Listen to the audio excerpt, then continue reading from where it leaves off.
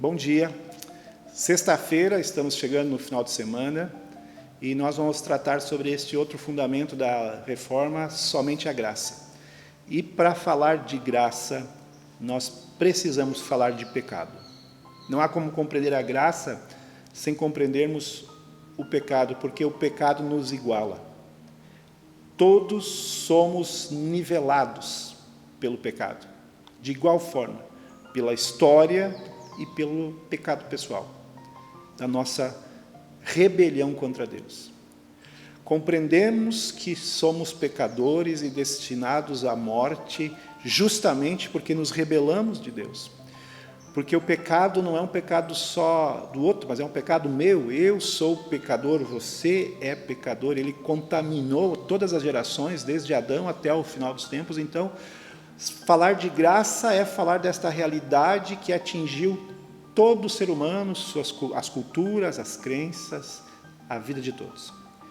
Para compreendermos a graça, então, nós precisamos compreender que a graça vem porque o pecado nos afastou de Deus e nos deu o direito de morrer, a condenação de morrer, porque o pecado gera morte. Mas Deus, na sua misericórdia e graça, no seu amor imensurável, Ele se revela na pessoa de Jesus. E por graça e misericórdia, Ele quer nos acolher junto dEle. Por isso, somente pela graça. A Bíblia fala em Efésios, agora vocês são salvos pela graça, mediante a fé. E isso não vem de vós, é dom de Deus. Não por obras, para que ninguém se glorie.